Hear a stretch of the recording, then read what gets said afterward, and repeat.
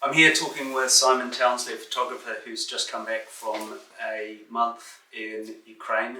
What was fascinating and disturbing about it is the story about the Molotov cocktails along the bridge.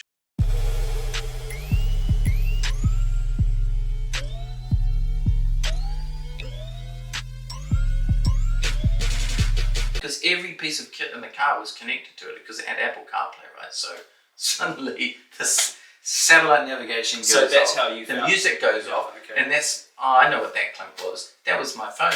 How did my phone? I know how my phone. It was on the roof. And this is a bridge connecting two sides of a river. It's a place called Mykolaiv, which is like frontline. So it's connecting two sides of the river, and it's really strategic. I mean, it's a really important. I mean, all the bridges are strategic, but this one's really important.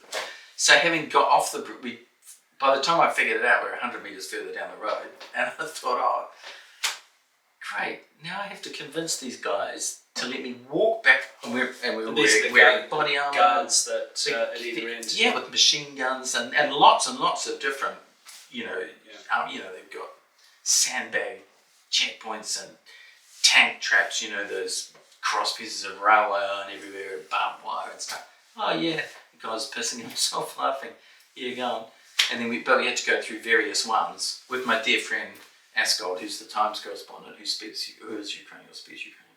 So then we started walking up, and every lamppost had 2 Molotov cocktails. Anyway, yeah. And I got out halfway along the bridge, and our interpreter had been phoning my phone. Some guys had picked it up. I saw these guys on the phone. I thought, I bet you're on my phone. Military people? No, just local guys. Right. That was so nice. They went, oh, is this you? I said, thanks. Big hug. $100, guys. Thanks very much. I said, couldn't believe it. Couldn't believe it. And it was working. I tell you, I'm going to buy one of these otter boxes. Is this the very phone? Yeah, look, it's still got a bit of a scuff on it. That's the crack there for it. Yeah. I mean, fantastic. It was still working. I mean, that would have been the end of my walk, because I said that I got all this stuff. There you go, there's the scuff.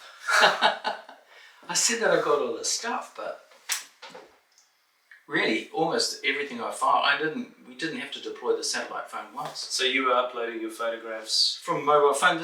The mobile phone, the broadband or whatever you call it from the mobile phone was faster than what I get at home. Right.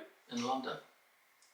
On the cell network it was faster upload speeds than, exactly. The cell phone, so we didn't, and so that's one of the things that did happen, was that every single piece of technology worked in Ukraine. So we could use credit cards, that all worked fine. It's a very advanced nation, isn't it, from that perspective? But amazingly that, all that infrastructure hadn't been dismantled by the Russians, or it hadn't failed. Yeah.